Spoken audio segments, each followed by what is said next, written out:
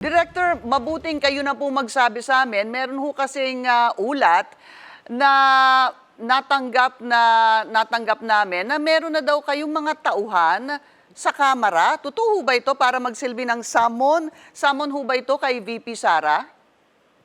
Subpina po. Subpina? Yes, oho. Nagpapunta na po ako ng mga ahente natin para ma-serve ang subpina kay VP Sara.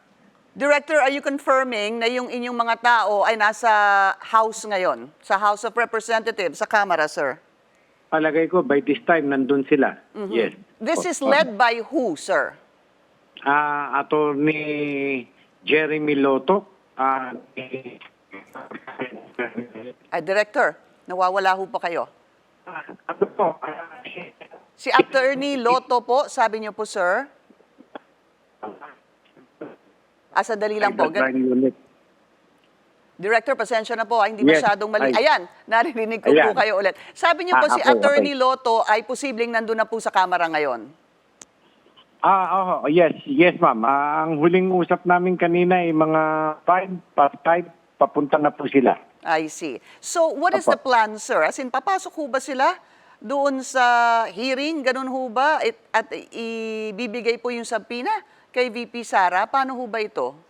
Yes, they will coordinate with the Congress Sergeant at Arms kay General Naptaas para ma-serve yun. And I see to it that may witnesses and they are meron silang body cam pagka sinerve nila ang subpoena kay VP Sara. Bakit ho, meron ho ba kayong takot o pangamba na baka may hindi magandang mangyari, sir?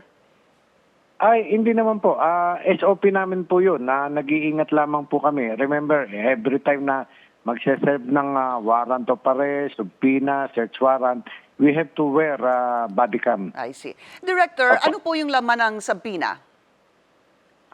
Requiring VP Sara to explain kung yung kanyang pronouncement dun sa video clip na aming natanggap and by appearing before our office on Friday na, ito 9 a.m.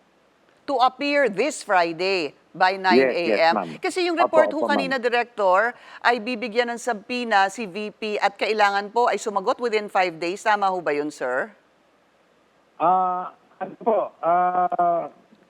Kasi yung Martes ay holiday Lunes ay holiday ng Pasay City. We are now in Pasay City, ma'am. Opo.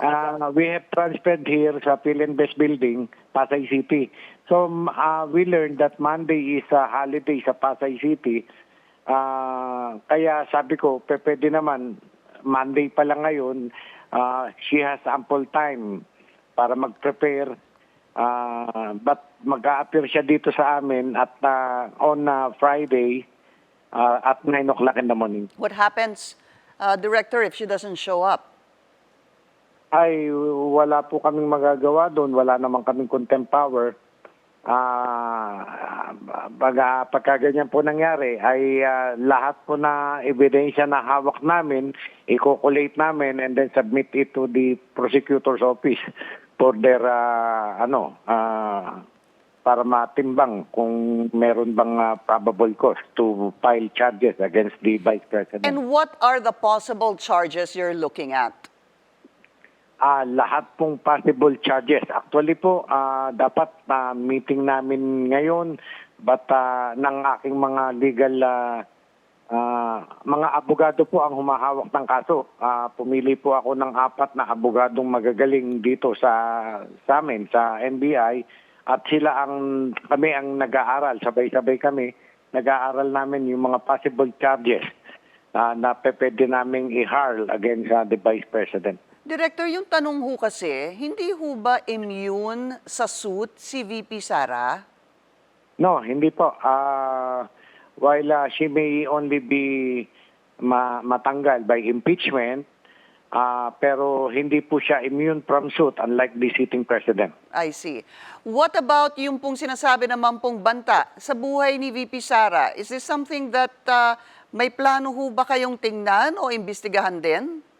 Yes, of course. Alam niyo po, mandato po ng National Bureau of Investigation na tignan yung mga threats sa President, sa Vice President, down to the Chief Justice. Primary jurisdiction po namin yan. Kaya nga ito po, yung iniimbestigahan namin, may threat against the life of the President, the First Lady, and the Speaker of the House. Moto proprio po. Nagpunta kami ng investigation agad. Pero plano niyo ho bang imbestigahan na itong sinasabing threat din sa buhay ni VP Sara? Yes, siyempre, kasama na din po yun na kung i-divulge niya sa amin kung sino pinagbibintangan niya, we will also investigate, siyempre. I see. Opo. But of course, Director, kailangan manggaling lang po yan kay VP Sara dahil nga sinabi niya, in order niya na patayin po si Pangulo, si First Lady, si House Speaker, kung siya po ay, sabi nga niya, kung siya ay patayin.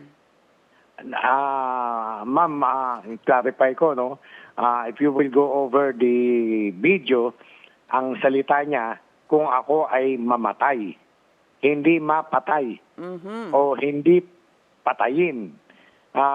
Ang sabi niya, pag ako ay namatay, kailangan patayin din si I see. BBM. Okay, Para opo. po sa inyo, iba po ang ibig sabihin ng namatay at pinatay. Yes, yes Opo. ma'am. For example, ma'am, knock on wood, biglang inatake si BP. Walang nag-assassinate sa kanya. But then, yung inutusan niya na pagka siya'y namatay, patayin si BBM. That is another story, ma'am. All right. So, tingnan po natin, siguro anytime now, no, Director Santiago, ay nandiyan na po sa Kamara ang ilan sa mga tauhan ninyo dyan sa NBI led by Attorney Lotto Ngaho to serve the subpoena to Vice President Sara Duterte. Maraming salamat po sa inyong oras, NBI Director Jaime Santiago.